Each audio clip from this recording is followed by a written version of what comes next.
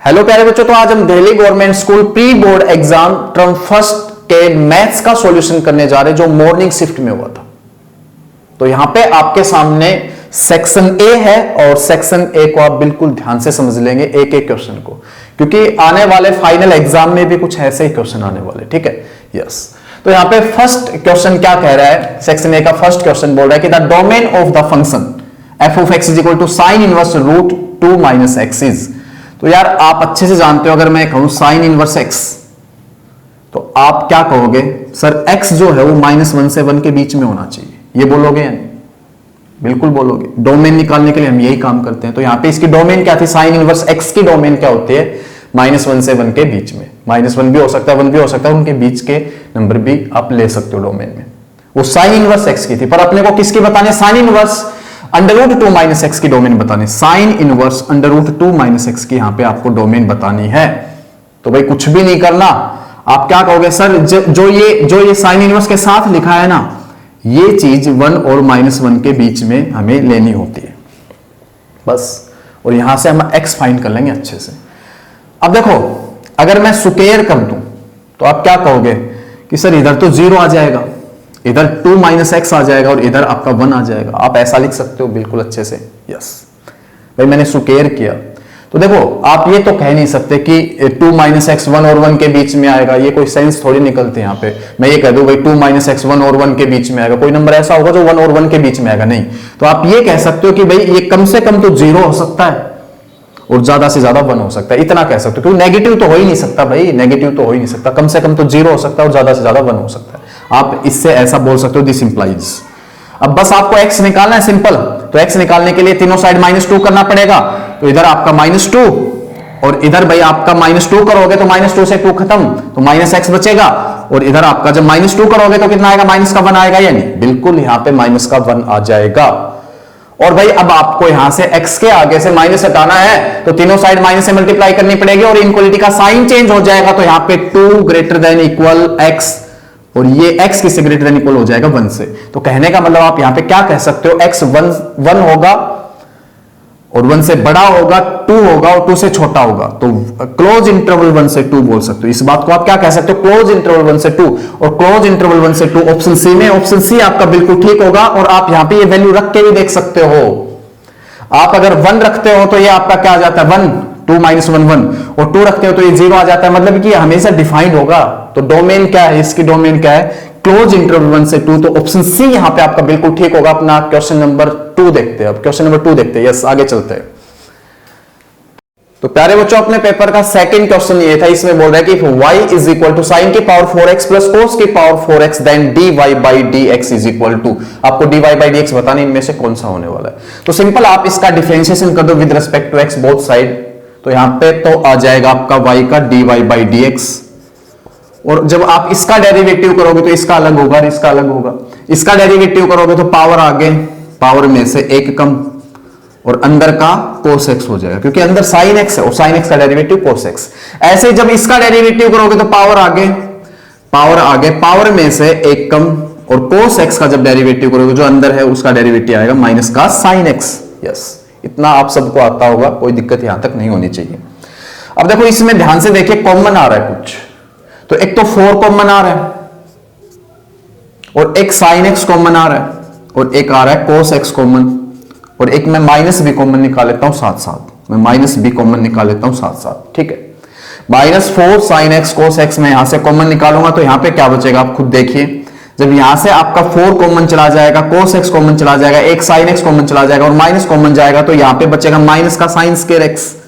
बिल्कुल सिंपल सी बात है। एक तो माइनस का बचेगा sin स्क्वायर x, और यहां पे आपका ये माइनस तो गया ही भाई, तो प्लस बचेगा, और साथ में sin x गया, एक cos x गया, एक 4 गया, तो आपका बचेगा cos स्क्वायर x। और आप अच्छे से जानते हो cos square x minus sin square x एक फॉर्मूला होता है cos टू x का।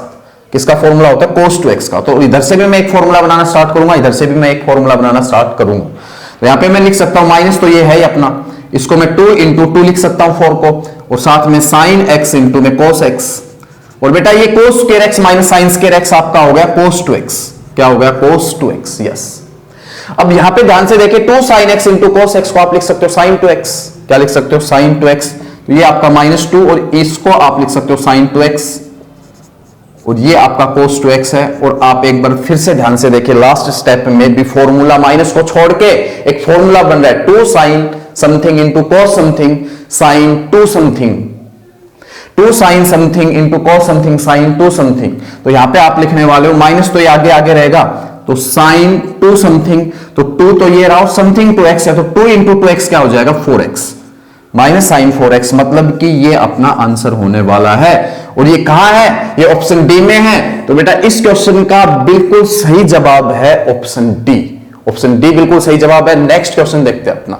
नेक्स्ट तो अपना क्वेश्चन नंबर 3 देखते हैं। इसमें बोल रहा है कि suppose P and Q are two different matrices of order 3 cross n and n cross p, then the order of the matrix P cross Q is.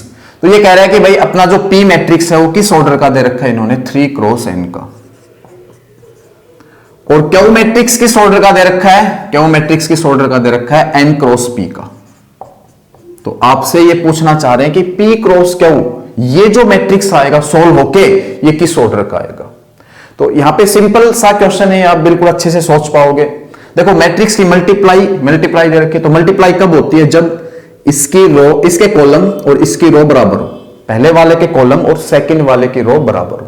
तो यहां पे ठीक है, पहले वाले के कॉलम और सेकंड वाले की रो बराबर है, कोई दिक्कत नहीं। और जो मैट्रिक्स मल्टीप्लाई होके आता है वो किसका आता है 3/p का, है ना। अगर यहां पे जो मैट्रिक्स मल्टीप्लाई होके आएगा वो किसका आएगा, किस ऑर्डर का आएगा 3/p का आएगा। तो P और Q की मल्टीप्लाई कब हो सकती है जब पहले वाले के कॉलम और दूसरे वाले की रो बराबर हो, और जो मैट्रिक्स मल्टीप्लाई होके आएगा वो किस ऑर्डर का आएगा 3/p का।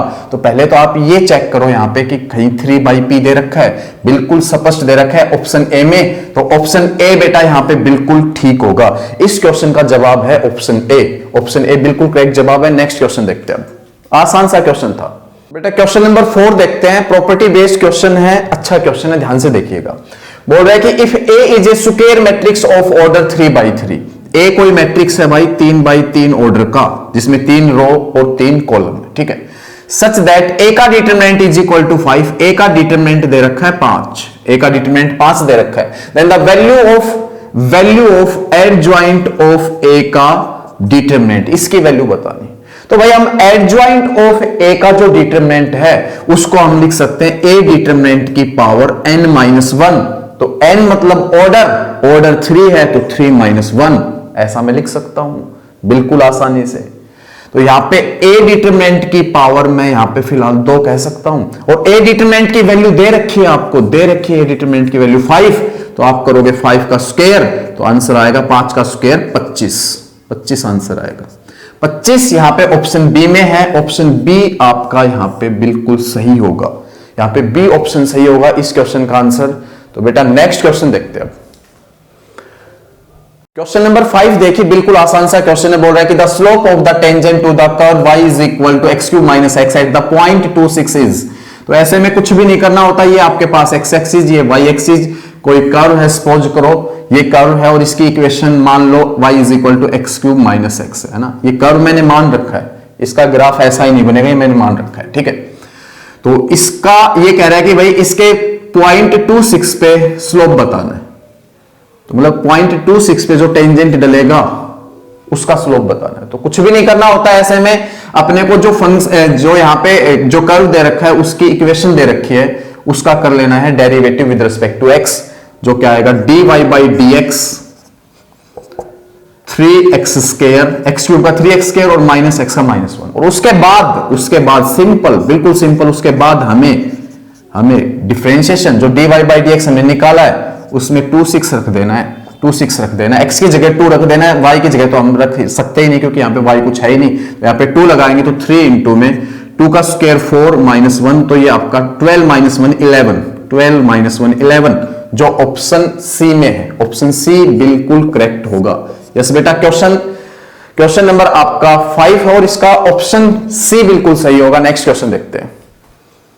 क्वेश्चन नंबर 6 देखिए, इसमें बोल रहा है कि इफ एक मैट्रिक्स ये दे रखा है, इनटू में मैट्रिक्स ये दे रखा है, इज इक्वल टू एक नल मैट्रिक्स है, ठीक है। इन दोनों की मल्टीप्लाई कह रहा है कि एक नल मैट्रिक्स है। Then x is equal to x क्या होगा? तो सिंपल भाई इन दोनों की मल्टीप्लाई करते हैं। मल्टीप्लाई करने से पहले हमें जान लेना चाहिए क्या, इनके ऑर्डर जान लेने चाहिए। किस ऑर्डर का है ये? इसमें एक रो है और दो कॉलम है, ठीक है। और ये किस ऑर्डर का है? ये आपका किस ऑर्डर का है? इसमें दो रो है और दो कॉलम है। इज इक्वल टू आप इसको नल मैट्रिक्स ही लिखोगे फिलहाल, जीरो मैट्रिक्स, ठीक है। अब देखो भाई क्या करेंगे, मल्टीप्लाई करेंगे। सिंपल मल्टीप्लाई के लिए क्या चाहिए? इसके कॉलम अभी बता रहा था, इसकी रो बराबर होनी चाहिए, इसके कॉलम और इसकी रो बराबर होनी चाहिए। और मल्टीप्लाई होकर जो मैट्रिक्स आएगा वो 1/2 का आएगा, मतलब 1 रो होगी उसमें 2 कॉलम होंगे, 1 रो होगी उसमें 2 कॉलम होंगे, तो 1 रो 2 कॉलम का मैट्रिक्स आने वाला है। तो इसकी मल्टीप्लाई क्या करेंगे भाई? पहली रो की मल्टीप्लाई पहले कॉलम के साथ करते हैं, तो x माइनस में 2, x माइनस 2 तो आएगी, यस। जोड़ लेंगे भाई, इसकी मल्टीप्लाई से प्लस इसकी मल्टीप्लाई से, तो x माइनस 2। अब इसकी मल्टीप्लाई से और होने वाली है, तो इसकी मल्टीप्लाई से करोगे तो 0 और इसकी मल्टीप्लाई से करोगे 0 और जोड़ोगे तो भी 0 यहां पे आएगा। तो ये आपका आ गया 1/2 का। और इधर आपको जीरो मैट्रिक्स को भी 1/2 का मान लेना चाहिए, क्योंकि जीरो मैट्रिक्स किसी भी ऑर्डर का हो सकता है, क्योंकि जीरो मैट्रिक्स किसी भी ऑर्डर का हो सकता है। बस कुछ भी नहीं करना, दो मैट्रिक्स आपको इक्वल दिख रहे हैं, दो मैट्रिक्स आपको इक्वल दिख रहे हैं, कॉरस्पॉन्डिंग एलिमेंट बराबर होंगे, तो 0 इज इक्वल टू 0 लिखने का कोई फायदा नहीं है, क्योंकि हमें x की वैल्यू चाहिए। तो हमें क्या करना पड़ेगा? x माइनस 2 को 0 के बराबर रखना पड़ेगा, और यहां से x की वैल्यू 2 आएगी, x की वैल्यू 2 आएगी, जो ऑप्शन डी में है। ऑप्शन डी यहां पे बेटा बिल्कुल सही होगा अपना। नेक्स्ट क्वेश्चन देखते हैं, यस। क्वेश्चन नंबर 7 देखिए, इसमें बोल रहा है कि smallest equivalence relation R on set A. आपके पास सेट ए ये है और आर कोई रिलेशन है, उसको आपको इक्विवेलेंस दिखाना है, और वो भी स्मॉलेस्ट इक्विवेलेंस। तो हमने रिलेशन हमेशा डायग्राफ से पढ़ा है, तो हम सिंपल क्या करने वाले हैं, यहां पे डायग्राफ बनाएंगे, है ना। मैंने आपको रिलेशन हमेशा डायग्राफ से पढ़ा है ना। आप कोई भी वीडियो देख सकते हो, मैंने रिलेशन हमेशा डायग्राफ से पढ़ा है, क्योंकि डायग्राफ से अगर आप रिलेशन पढ़ लेते हो तो आपको रिलेशन में कभी भी प्रॉब्लम नहीं आएगी। आप देखते ही रिफ्लेक्सिव बताओगे, देखते ही सिमेट्रिक बताओगे, देखते ही ट्रांजिटिव बताओगे। तो यहां पे मैंने सिंपल डायग्राफ बना लिया, और इसमें मैंने क्या किया भाई, ये 3 ऑब्जेक्ट है, तो आपको 3 गोले बना लेने, कहीं भी बना सकते हो आप। तो इनमें ये ऑब्जेक्ट लिख सकते हो DOE। तो आपका रिलेशन इक्विवेलेंस कब होता है? जब रिलेशन रिफ्लेक्सिव हो, सिमेट्रिक हो, ट्रांजिटिव। तो आप देख पा रहे होंगे, हम अगर इस ऑप्शन से चलते हैं डी से, तो ये आपका रिफ्लेक्सिव रिलेशन नहीं है, ये आपका रिफ्लेक्सिव रिलेशन नहीं है। रिफ्लेक्सिव के लिए मैंने क्या समझाया हमेशा आपको कि भाई इटसेल्फ लूप होना चाहिए, हर एक का इटसेल्फ लूप होना चाहिए, ऐसे डी से डी होना चाहिए, ओ से ओ होना चाहिए, ई से ई होना चाहिए, रिलेशन के अंदर ये चीजें होनी चाहिए। तो यहां पे तो ये एम्प्टी रिलेशन है भाई, एम्प्टी रिलेशन है। एम्प्टी रिलेशन कभी भी रिफ्लेक्सिव नहीं होगा इस सेट के ऊपर, मैं बता दूं, क्योंकि सेल्फ लूप होना चाहिए। तो रिलेशन इक्विवेलेंस कब कहलाएगा? जब रिफ्लेक्सिव सिमेट्रिक ट्रांजिटिव हो, तो ये तो रिफ्लेक्सिव नहीं है। सिमेट्रिक ट्रांजिटिव की तो बात बाद में करेंगे, रिफ्लेक्सिव है ही नहीं, तो ये तो इक्विवेलेंस हो नहीं सकता। तो इक्विवेलेंस ही नहीं है, स्मॉलेस्ट इक्विवेलेंस तो बहुत दूर की बात है, ये तो इक्विवेलेंस ही नहीं है, क्योंकि इक्विवेलेंस होने के लिए इसको रिफ्लेक्सिव होना पड़ता है, ये रिफ्लेक्सिव नहीं है, ठीक है। अब अगले ऑप्शन पे चलते हैं, ऑप्शन यहां पे हम सी पे चलते हैं। तो सी ऑप्शन में रिलेशन जो दे रखा है वो डी और डी यहां पे ऑर्डर पेयर दे रखा है, तो डी और डी ऑर्डर पेयर में तो सेल्फ लूप सिर्फ डी और डी का ही होगा, डी का आपका सेल्फ लूप होगा, बाकी दोनों पे सेल्फ लूप नहीं है, तो ये भी रिफ्लेक्सिव नहीं है। और इक्विवेलेंस होने के लिए बार बार कह रहा हूं कि रिफ्लेक्सिव, सिमेट्रिक और ट्रांजिटिव होना पड़ता है रिलेशन को, तो रिफ्लेक्सिव नहीं है, तो ये इक्विवेलेंस रिलेशन नहीं है, ये इक्विवेलेंस रिलेशन नहीं है। स्मॉलेस्ट तो दूर की बात है, ये इक्विवेलेंस ही नहीं है। यहां पे आते हैं, तो यहां पे भी कह रहा है कि डी से डी, ओ से ओ। अब फिर से रिफ्लेक्सिव नहीं है, क्योंकि रिफ्लेक्सिव होने के लिए सब पे सेल्फ लूप होना चाहिए, सब पे सेल्फ लूप होना चाहिए। अब रिफ्लेक्सिव नहीं है तो आगे जाने की बात ही नहीं है, रिफ्लेक्सिव नहीं है तो ये इक्विवेलेंस नहीं है, क्योंकि इक्विवेलेंस होने के लिए रिफ्लेक्सिव, सिमेट्रिक, ट्रांजिटिव होना पड़ेगा रिलेशन को, ठीक है। तो ये फिर से आपका रिफ्लेक्सिव नहीं है और रिफ्लेक्सिव नहीं है, तो इक्विवेलेंस नहीं है, तो स्मॉलेस्ट इक्विवेलेंस हो, बहुत दूर की बात है, ठीक है बेटा। यहां पे अब आगे आते हैं ऑप्शन ए के अंदर, ऑप्शन ए के अंदर आते हैं और उसमें देखते हैं। इसमें कह रहा है कि डी से डी, ओ से ओ, ई से ई। अब ये रिफ्लेक्सिव है, क्योंकि मैं बार बार एक ही तो बात कह रहा हूं, रिफ्लेक्सिव के लिए सेल्फ लूप होना बहुत जरूरी है। अब सिमेट्रिक है क्या? बिल्कुल सिमेट्रिक है, डेफिनेशन से चेक कर सकते हो। अगर ए से बी आपका आर में हो तो उसे इंप्लाइज हो जाए बी से ए आर में, तो रिलेशन आपका क्या हो जाता है? सिमेट्रिक। तो यहां से आप देख सकते हो डी से डी बिल्कुल आर में है, और इससे इंप्लाइज डी से डी आर में हो रहा है, खुद से खुद तक आर में हो रहा है नहीं इंप्लाइज, यस। तो ये आपका सिमेट्रिक भी है, आप चेक कर लो, ओ से ओ, ई से ई, तो ये रिफ्लेक्सिव भी है, सिमेट्रिक भी है, और एक बात और बता दो, ट्रांजिटिव भी है। ट्रांजिटिव क्यों है? ट्रांजिटिव के लिए मैं देखो एक एलिमेंट के लिए सोच के बता देता हूं, फिर आप आगे कर लेंगे। ट्रांजिटिव की डेफिनेशन क्या होती है? A B belongs to R and B C belongs to R से अगर इंप्लाइज हो जाए A C belongs to R, तो वो रिलेशन ट्रांजिटिव हो जाता है। तो यहां से आप देखो डी से डी बिलोंग्स टू आर, ऐसा लिख सकते हो, एंड डी से डी बिलोंग्स टू आर, और दिस इंप्लाइज डी से डी बिलोंग्स टू आर, ठीक है, ऐसा आप कह सकते हो सीधा सीधा। तो ये ट्रांजिटिव भी है। मैंने देखो ये डिटेल में समझा रखा है बहुत बढ़िया से, डायग्राफ से, रिफ्लेक्सिव, सिमेट्रिक, ट्रांजिटिव। अचानक मैं इस क्वेश्चन में इतना आपको नहीं एक्सप्लेन कर सकता, क्योंकि हमें क्वेश्चन और भी करने। अगर आपको रिलेशन सीखना है डायग्राफ से, तो आप सर्च कर लेंगे मेरे चैनल के ऊपर, आपको वीडियो मिल जाएगी, बहुत अच्छे से एक्सप्लेन कर रखा है, और कभी भी आपको दिक्कत नहीं होगी। तो आपको मैं बता दूं, ये रिलेशन रिफ्लेक्सिव भी है, सिमेट्रिक भी है, ट्रांजिटिव। ये रिफ्लेक्सिव नहीं था, ये भी रिफ्लेक्सिव नहीं था, ये भी रिफ्लेक्सिव नहीं था। तो यहाँ पे रिफ्लेक्सिव, सिमेट्रिक, ट्रांजिटिव होना बहुत जरूरी है इक्विवेलेंस के लिए। तो यही अपना स्मॉलेस्ट इक्विवेलेंस रिलेशन है, ऑप्शन ए। और मैं आपको बता दूं, आइडेंटिटी रिलेशन है ये, और आइडेंटिटी रिलेशन हमेशा स्मॉलेस्ट इक्विवेलेंस रिलेशन कहलाता है। आइडेंटिटी रिलेशन है ये, आइडेंटिटी रिलेशन हमेशा स्मॉलेस्ट इक्विवेलेंस रिलेशन कहलाएगा। तो अपना नेक्स्ट क्वेश्चन देखते हैं। ऑप्शन यहां पे ए बिल्कुल सही होगा, 7th का। क्वेश्चन नंबर 7 भी बिल्कुल आसान सा क्वेश्चन, इसमें बोल रहा है कि if A is a skew symmetric matrix of order 3 then the value of A determinant is. तो आपका जो मैट्रिक्स है वो ऑड ऑर्डर का है, मैट्रिक्स आपका ऑड ऑर्डर का है और स्क्यू सिमेट्रिक मैट्रिक्स है। तो उसका डिटरमिनेंट आपसे पूछ रहा है, तो उसका डिटरमिनेंट आप देखते ही बता सकते हो 0, है ना, देखते ही बता सकते हो 0, 0 इसका आंसर होगा। ऑप्शन बी बिल्कुल ठीक है, यहां पे बी ऑप्शन ठीक है। नेक्स्ट क्वेश्चन देखते हैं। क्वेश्चन नंबर 9 LPP के ऊपर है। तो यहां पे कह रहा है कि the corner points of the feasible region determined by the system of linear inequalities are. आपको कॉर्नर पॉइंट या बाउंड्री पॉइंट कह सकते हो, ये दे रखे हैं 4, और ये कहता है कि if the maximum value of z आपका ऑब्जेक्टिव फंक्शन ये है z, इसकी maximum value occurs at both 2, 4 and 4, 0 के ऊपर है। तो आपसे पूछ रहा है कि भाई कौन सी कंडीशन बनेगी। सिंपल सा क्वेश्चन है। इसमें ये कह रहा है कि z की इन दोनों के ऊपर मैक्सिमम वैल्यू है, तो इनमें से कौन सी कंडीशन बनेगी ये बताना। तो भाई कुछ भी नहीं करना, आपको एक तो 2, 4 रख देना है z के अंदर, तो आप यहां पे x की जगह 2 रखोगे, y की जगह 4 रखोगे, तो बनेगा 2p प्लस में 4q बनेगा या नहीं बता दो। एक बार आपको 4, 0 रख देना z के अंदर, तो यहां पे आप देख पाओगे 4p और ये आपका 0q जो 0 हो जाएगा, लिखने की कोई जरूरत नहीं है। अब इन दोनों पे ही मैक्सिमम वैल्यू अकर करता है, तो ये दोनों बराबर होंगे, ये दोनों बराबर होंगे, तो आप कहोगे 2p प्लस में 4q is equal to 4p। और अब आप 2p को उधर लेके जाओ, तो इधर 4q is equal to 2p उधर जाएगा, तो 4p में से 2p घटेगा तो 2p आ जाएगा। और आप देख पा रहे होंगे 2 पे जाएगा तो 2q is equal to p, 2q is equal to p, 2q is equal to p। Option A के अंदर है, ऑप्शन ए बेटा यहां पे बिल्कुल सही होगा, 2q is equal to p। थोड़ा सा ध्यान से देखना है, अगर आपका ध्यान इधर भी चला गया बी ऑप्शन की तरफ, तो कई बार क्या होता है पता ही नहीं चलता कि कौन से ऑप्शन पे लगाना था, लगा कोई से पे देते, लगाना कौन से पे होता है। तो यहां पे देखो 2q is equal to p, 2q is equal to p, option A के अंदर, ऑप्शन ए यहां पे बिल्कुल ठीक होगा। नेक्स्ट क्वेश्चन देखते हैं, क्वेश्चन नंबर 10। क्वेश्चन नंबर 10 देखिए, इसमें बोल रहा है कि the interval in which y is equal to x square into e की power minus x is increasing is. आपको ये बताना ये जो फंक्शन है इनमें से कौन से इंटरवल में इंक्रीजिंग कर रहा है। तो सिंपल यहां पे आपको क्या करना होता है इंक्रीजिंग और डिक्रीजिंग के लिए, सबसे पहले first derivative with respect to x dy by dx। यहां पे x है तो x के रिस्पेक्ट में करेंगे, और इस पे लगेगा प्रोडक्ट रूल, पहला सेम दूसरे का डेरिवेटिव लिख दिया मैंने, प्लस दूसरा सेम पहले का डेरिवेटिव लिख दिया मैंने।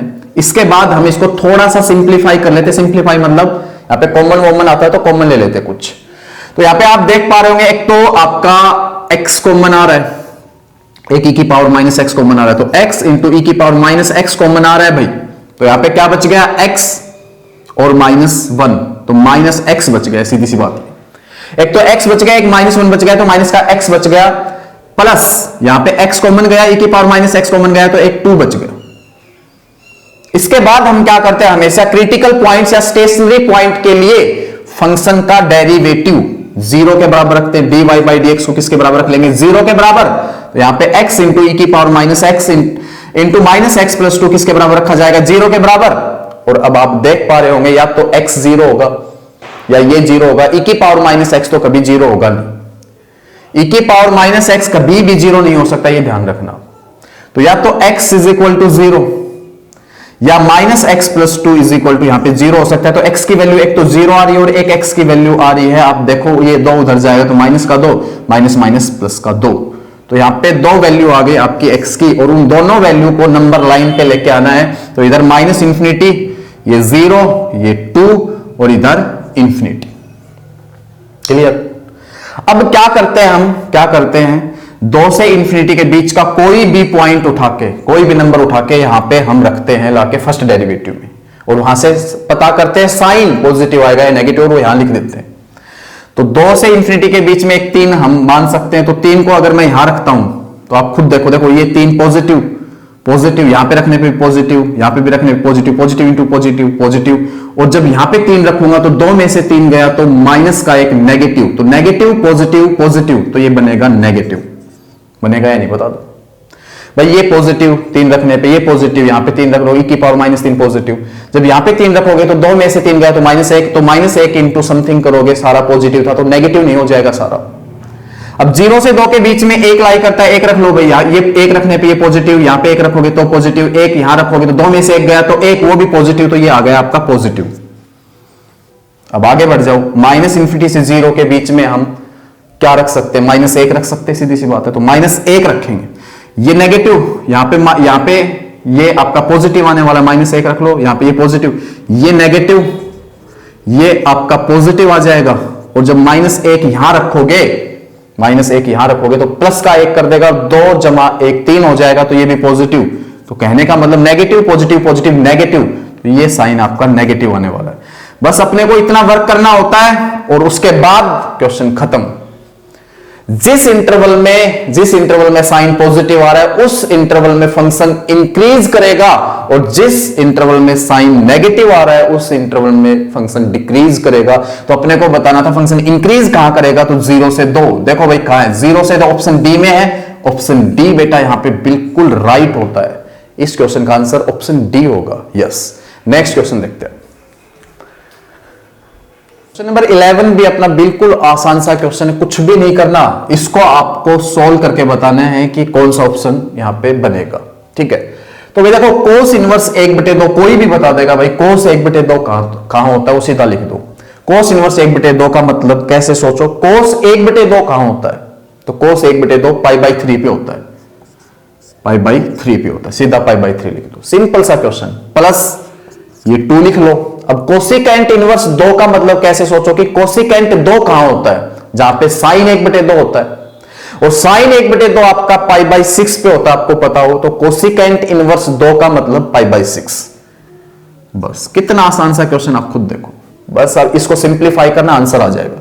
तो ये 2 3 6, ये पाई/3 प्लस पाई/3 बच गया आपके पास, पाई/3 प्लस पाई/3। अब आप एलसीएम लोगे 3, तो पाई प्लस पाई 2 पाई, 2 पाई/3 ऑप्शन सी में है। तो बेटा ऑप्शन सी यहां पे आपका बिल्कुल सही जवाब है, ऑप्शन सी बिल्कुल सही जवाब है यहां पे आपका। नेक्स्ट क्वेश्चन पे चलते हैं। नंबर 12 फिर से अपना रिलेशन के ऊपर है, बिल्कुल अच्छे से आप इसको सोल्व कर सकते हो। तो यहां पे एक तो आपकी थोड़ी सी मिसप्रिंट थी, आपका क्वेश्चन कुछ इस तरह से, पेपर में आप चेक कर लेना, यहां पे कर्ली ब्रैकेट सा कुछ दे रखा था, तो यहां पे आपको ओपन ब्रैकेट यहां पे करना पड़ेगा। ठीक है, ये मिसप्रिंट थी, तो ये आपको सुधार लेनी है। और ये रिलेशन पे क्वेश्चन है, बिल्कुल आसानी से आप सोल्व कर सकते हो, डायग्राफ से ही हम सोल्व करेंगे।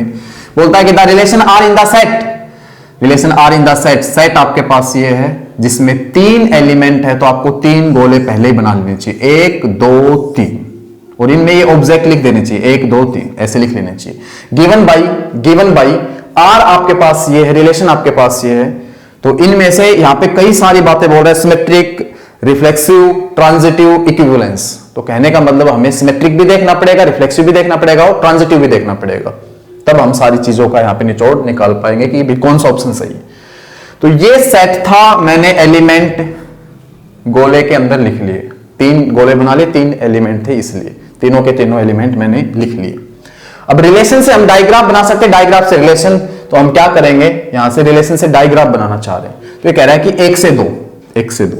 देखो ये प्रॉपर तो समझ में तभी आएगा जब आप वीडियो देखोगे, अदरवाइज यहां पे मैं थोड़ा सा आपको एक्सप्लेन कर सकता हूं बस इस क्वेश्चन को। तो 1 से 2, 2 से 1, 2 से 1 एरो लगा दो ऐसे, 1 से 1, 1 से 1। अब देखो समझना अब इसको ध्यान से, अब आप खुद बता सकते हो, एक क्वेश्चन तो हम कर ही चुके, क्या ये रिफ्लेक्सिव है? ये बिल्कुल भी रिफ्लेक्सिव नहीं है। क्यों नहीं है?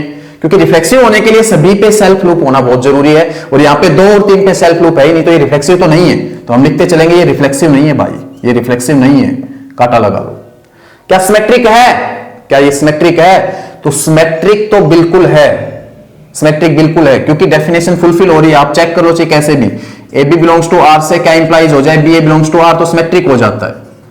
ए और बी सेट से होने चाहिए। तो 1 से 2 है तो 2 से 1 है, और 1 से 1 है तो 1 से 1 है। तो यहां पे मैंने सिमेट्रिक कैसे समझा रखा है डायग्राफ में, आप ध्यान से सुन लो। या तो कोई लाइन हो ही नहीं आपस में, जैसे यहां पे कोई लाइन आपस में नहीं है, इधर कोई लाइन आपस में नहीं है, हो तो डबल हो, सिमेट्रिक होगा।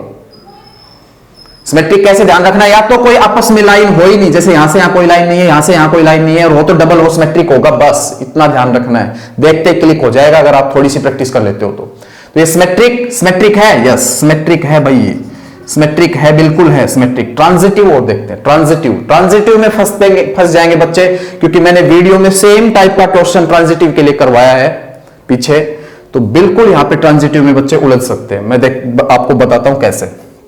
देखो ट्रांजिटिव, ये देखो ट्रांजिटिव के लिए क्या क्या होना चाहिए, डेफिनेशन सुनो पहले। A B belongs to R and B C belongs to R से क्या इंप्लाइज हो जाए, A C belongs to R, तो रिलेशन आपका ट्रांजिटिव हो जाएगा। ए बी सी अगर सेट से, तो यहां पे हम क्या कर लेते हैं, देखो हम क्या कर लेते हैं, सिंपल यहां आ जाओ। 1 से 2, 2 से 1, 1 से 1 रहा। डेफिनेशन के अकॉर्डिंग बच्चे क्या करेंगे, ए से बी, बी से सी, ए से सी, ये रहा, बस ट्रांजिटिव बोल देते हैं। और ये ट्रांजिटिव नहीं है भाई, सुन लो क्यों नहीं है। देखो ए से बी, अब ध्यान से सुनना, इस चीज को मैं आगे पीछे भी कर सकता हूं या नहीं। देखो ए से बी, 2 से 1 बिलोंग्स टू आर, मैं डेफिनेशन से ही समझा रहा हूं सीधा। एंड 1 से 2 बिलोंग्स टू आर, 1 से 2 बिलोंग्स टू आर। और बेटा यहां पे आप क्या कर, यहां पे आप करके देखो आप खुद से, 2 से 2 बिलोंग्स टू आर होना चाहिए अकॉर्डिंग टू डेफिनेशन। 2 से 2 बिलोंग्स टू आर होना चाहिए, और क्या 2 से 2 आर में बैठा है? नहीं बैठा।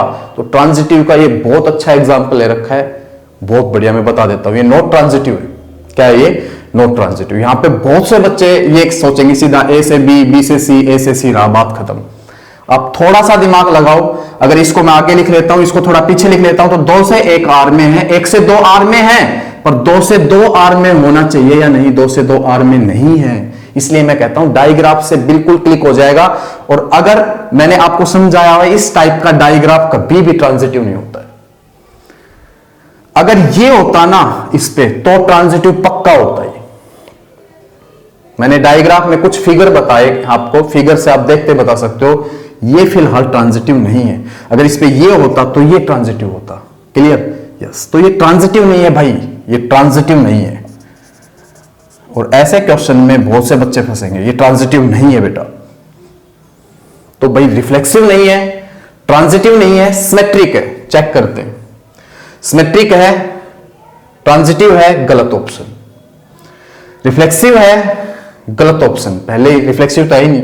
सिमेट्रिक है, neither reflexive not transitive, option C बिल्कुल सही होगा भाई। ये जबरदस्त एग्जांपल है, मैं जबरदस्त क्वेश्चन मैं पहले बता देता हूं ट्रांजिटिव के लिए खासकर, क्योंकि बहुत सारे बच्चे देखते 1 से 2, 2 से 1, 1 से 1 रहा, कंफ्यूज हो जाते हैं बच्चे। डायग्राफ से कभी कंफ्यूज नहीं होगे, मैंने ऐसा फिगर बता रखा आपको वीडियो के अंदर, तो आपको कंफ्यूज नहीं होना। रिलेशन डायग्राफ से सीखना बहुत बेहतर होता है। ऑब्जेक्टिव अगर आपके पेपर में एमसीक्यू आते हैं तो आपका डायग्राफ बहुत ज्यादा हेल्प करेगा, कभी भी गलती नहीं होगी और जल्दी आंसर दोगे आप। तो ठीक है, आप देख सकते हो वीडियो में जाके, सारी चीजें मैंने अच्छे से एक्सप्लेन कर रखी है।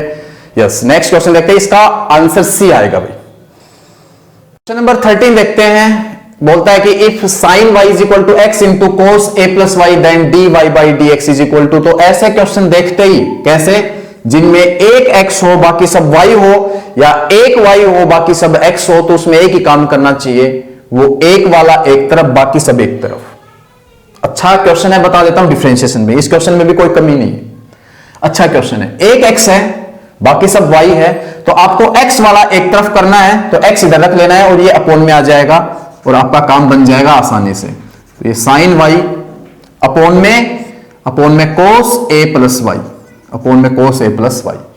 ठीक है, अब बस ये खत्म हो जाएगा। आपको with respect to y derivative करके dy बाई dx बताना है ना, विद रिस्पेक्ट टू वाई कर लो, उल्टा कर देंगे बाद में। तो यहां पे dx बाई dy निकालना है भाई, अपने को dx बाई dy निकालना है, सिंपल सी बात है। विद रिस्पेक्ट टू y करेंगे तो नीचे वाले का square u by v rule लगाएंगे, नीचे वाले का सुकेयर, नीचे जो है वो सेम, नीचे जो है वो सेम, डेरिवेटिव ऊपर वाले का साइन वाई का कोस वाई, माइनस अब ऊपर जो है वो सेम, ऊपर जो है वो सेम साइन वाई। अब नीचे वाले का डेरिवेटिव मैं यहां मल्टीप्लाई में कर देता हूं, तो मल्टीप्लाई में करेंगे तो नीचे वाले का माइनस का साइन a प्लस वाई, और भाई a प्लस वाई का 1 लिखो चाहे मत लिखो, यहां पे जगह की कमी थी तो बेटा मैंने ऐसे इसको मोड़ दिया, ध्यान देना। अब भाई कोई फॉर्मूला देख लो, बस इसमें माइनस आगे आके इसको क्या कर देगा, प्लस, ये तो आपको पता ही होगा, इधर माइनस है तो मल्टीप्लाई में प्लस कर देगा। अब ऊपर कोई फॉर्मूला बन रहा है, देखो एक बार ध्यान से, कोस A cos B plus sign A sine B, cos A minus B होता है, आप सब जानते हो, कोस A cos B plus sign A sine B. तो कोस, देखो कोस ए कोस बी प्लस ये साइन ए साइन बी है ना, ये ए है ये बी है, तो ये ए और ये बी, ये ध्यान देना, कोस A cos B plus sign A sine B. तो कोस ए माइनस में बी, ए माइनस में बी अपोन में नीचे क्या है, कोस सुकेयर ए प्लस वाई। बस भाई वाई से वाई उड़ा दो, तो ऊपर कोस ए बच गया, नीचे कोस सुकेयर ए प्लस वाई बच गया। अपने को बताना क्या था, dy बाई dx, तो ये है dx बाई dy, तो उल्टा कर दो, cos square a plus y तो ऊपर चला जाएगा, cos square a plus y तो ऊपर चला जाएगा और नीचे आ जाएगा कोस ए। चेक कर लो कहां है, cos square a plus y upon cos A, cos square a plus y upon में कोस ए, ऑप्शन ए के अंदर, ऑप्शन ए आपका बिल्कुल राइट होगा, यहां पे ऑप्शन ए यहां पे बिल्कुल सही होगा। नेक्स्ट क्वेश्चन पे चलते हो, नंबर 14 देखते हैं। इसमें बोल रहा है कि if y is equal to x की power x then dy by dx at x is equal to is। तो आप सब जानते होंगे x की पावर x का डेरिवेटिव, सब जानते होंगे। तो यहां पे y का डेरिवेटिव तो dy बाई dx और x की पावर x का होता है x की पावर x इंटू 1 प्लस में log x। अगर नहीं जानते होंगे तो आपको log लेके इसको कर लेना चाहिए, taking log on both side, final ये चीज आएगी। तो मैं ये मानता हूं कि 12th के हर स्टूडेंट को ये फॉर्मूला डायरेक्ट याद होना चाहिए, x की पावर x का डेरिवेटिव x की पावर x इंटू 1 प्लस में log x। आपको dy बाई dx पर किस पे निकालना है, dy बाई dx किस पे निकालना है, at x is equal to e के ऊपर। तो भाई जहां जहां आपको x दिख रहा है वहां पे e चिपकाना है बस। तो ये तो e की पावर e और अंदर 1 प्लस log e, x की जगह e लगा दिया। log e की वैल्यू सब जानते हो आप, तो ये e की पावर e, log e 1 होता है तो 1 हम लिख सकते हैं, और 1 प्लस 1 2 इंटू ई की पावर ई, 2 इंटू ई की power e answer, 2 into e की power e answer. Option C यहां पे बिल्कुल ठीक होगा, ऑप्शन सी यहां पे बिल्कुल ठीक होगा। अगर आपको पेपर सॉल्यूशन अच्छा लग रहा है तो वीडियो को लाइक जरूर करें और फ्रेंड्स के साथ शेयर भी करें, यस। नेक्स्ट क्वेश्चन पे चलते हैं। तो ये क्वेश्चन भी बिल्कुल आसान सा है, कहता है कि total number of possible diagonal matrices of order 2x2 with each entry 0 और 2 0 2 1। तो ये कह रहा है कि total number of possible diagonal matrices बताने, डायगोनल मैट्रिसेस बताने आपको, डायगोनल मैट्रिसेस जो इन एंट्री का यूज करके बनेंगे।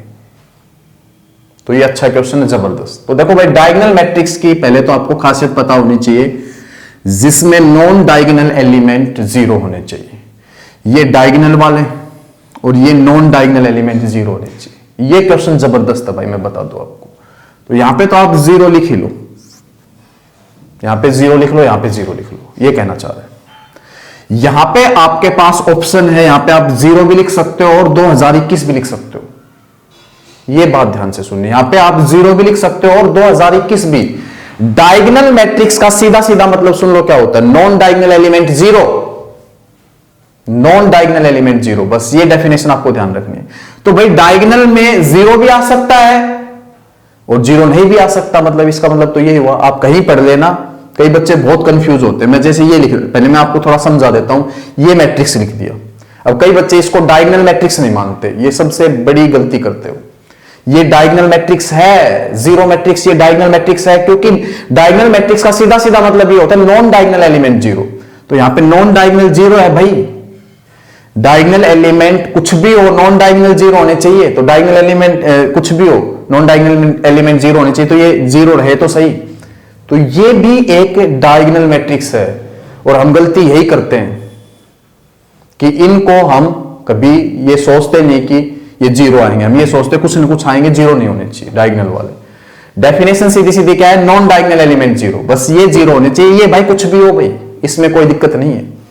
तो अब इस क्वेश्चन को समझते हैं, अच्छे से इसको समझते हैं। देखिए अब ये कह रहा है कि total number of possible diagonal matrices, diagonal matrices बताने हैं, order 2x2, order 2x2, order 2x2, जिनकी एंट्री 0 और 2021 होगी। तो भाई देखो आप यहां पे क्या कर सकते हो, यहां पे एक तो 0 लिख सकते हो। यहां पे मैं सर्कल से बना देता हूं, ये सर्कल बना दिया, ये 0 नहीं लिख रहा, मैं सर्कल बना देता हूं, ये सर्कल बना दिए, ठीक है। यहां पे क्या क्या लिख सकते हो, यहां पे ओनली आप 0 लिख सकते हो जो 1 होगा। यहां पे एक एलिमेंट लिख सकते हैं 0, है ना।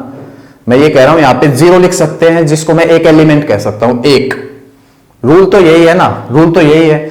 मान लो आपको डायगोनल मैट्रिक्स ना बनाना पड़े, आपको डायगोनल मैट्रिक्स ना बनाना पड़े, तो आप क्या कहोगे, सर यहां पे दोनों के दोनों लिख सकते हैं, ये भी, यहां पे भी दोनों के दोनों लिख सकते हैं, ये भी, यहां भी दोनों के दोनों लिख सकते हैं, यहां भी दोनों के दोनों लिख सकते हैं। तो आपने ये चीज पढ़ी होगी 2 इंटू 2 इंटू 2 इंटू 2, है ना। यहां पे अरेंजमेंट है, तो क्या आ जाएगा, ये 2 दूनी 4, 4 दूनी 8, 8 दूनी 16, और कई बच्चे ऐसे करके 16 पे टिक करके आ जाएंगे। गलत बात है भाई, ये 16 नहीं आएगा आंसर, बता देता हूं मैं। बहुत से बच्चे ये गलती करके आएंगे। ये अच्छा क्वेश्चन है, जबरदस्त क्वेश्चन है, ठीक है। तो यहां पे करना क्या है, हमने ये रूल पढ़ा है, हम ये अप्लाई करके आ जाएंगे। और डायगोनल पढ़ भी नहीं रहे। डायगोनल का मतलब क्या होता है, नॉन डायगोनल एलिमेंट 0, मतलब यहां पे ओनली 0 लिखा जा सकता है जिसको मैं 1 एलिमेंट कह सकता हूं। जैसे मैं अभी आपको फिल करके दिखा रहा था सर्कल, यहां पे भी मैं खाली 0 लिख सकता हूं तो 1 बोल दूंगा, 1 एलिमेंट लिख सकता हूं। खाली 0 लिख सकता हूं तो 1 एलिमेंट बोल दूंगा।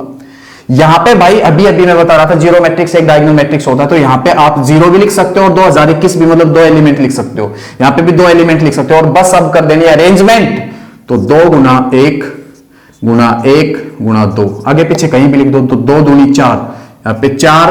ऑप्शन ए बिल्कुल सही है, जबरदस्त क्वेश्चन भाई, जबरदस्त क्वेश्चन। ऑप्शन ए यहां पे बिल्कुल सही है। और यहां पे करके आएंगे बच्चे 16, ऑप्शन ए बिल्कुल राइट है। नेक्स्ट क्वेश्चन पे चलते हैं। यस, क्वेश्चन नंबर 16 करते हैं। बिल्कुल आसान सा क्वेश्चन है, ये सब बच्चों ने शायद कर दिया होगा। बिल्कुल आसान सा क्वेश्चन है, कहता है कि if A square matrix such that A square is equal to A, then i minus A का whole cube plus A is equal to. तो भाई ये लेके चल दो और इस कंडीशन का यूज कर दो, आंसर आ जाएगा। तो i माइनस ए का होल क्यूब मैं ओपन कर देता हूं, तो i क्यूब मैं डायरेक्ट ओपन करूंगा क्योंकि शॉर्टकट लगाएंगे तो यहां पे टाइम बचेगा अपना। i cube minus A cube plus 3ia square plus 3ia square minus 3i square A, minus 3i square A, और प्लस का a यहां पे आप ये लिख दो। तो अब जहां जहां आपको a स्क्वायर दिखता है वहां पे a लगाना पड़ेगा, कंडीशन दे रखी है। तो i क्यूब i होता है, आप अच्छे से जानते हो। i स्क्वायर को लिखोगे पहले तो i इंटू आई, फिर देखो i क्यूब को कैसे i लिख दिया हमने, i क्यूब को मैं ऐसे लिख सकता हूं i इंटू आई, तो ये दोनों i बन जाएंगे इंटू ये i, अब ये फिर i बन जाएगा। ये सिंपल रूल है। i क्यूब क्या होगा, i। अब इसको मैं a क्यूब को कैसे लिख पाऊंगा, देखो a क्यूब को मैं ऐसे लिख सकता हूं a स्क्वायर इंटू ए, तो a स्क्वायर की जगह मैं a यूज कर लेता हूं, a इंटू ए, तो ये फिर a स्क्वायर बन गया, और a स्क्वायर को फिर से हम क्या कह देंगे a। तो कितना आसान, आप खुद देखिए यहां पे a प्लस में 3i into A square, i into A square सुन लो, किसी भी मैट्रिक्स की मल्टीप्लाई i के साथ करो वो मैट्रिक्स आ जाता है। तो i इंटू ए स्क्वायर, और a स्क्वायर की जगह मैं a लिख सकता हूं, तो 3a, टाइम बचाओ बस, i स्क्वायर i होगा, i इंटू ए, तो माइनस 3a प्लस में a, बस आपको इतना फटाफट से क्वेश्चन कर लेना चाहिए। तो भाई 3a से 3a उड़ा दो, a से a उड़ा दो, बस i बच गया। i यहां पे अपना आंसर है। ऑप्शन ए में आई है, ऑप्शन ए बिल्कुल ठीक होगा। नेक्स्ट क्वेश्चन देखते हैं, क्वेश्चन नंबर 17। क्वेश्चन नंबर 17 बिल्कुल आसान सा क्वेश्चन है, इसमें बिल्कुल टाइम नहीं लगाना चाहिए आपको, ग्राफ से सीधा डायरेक्ट सोल्व हो जाएगा। देखना कैसे, ये कह रहा है कि the equation of the normal to the curve y square is equal to 8x at the origin, at the origin. तो देखो ग्राफ से इसको कैसे जल्दी से सॉल्व कर पाएंगे हम।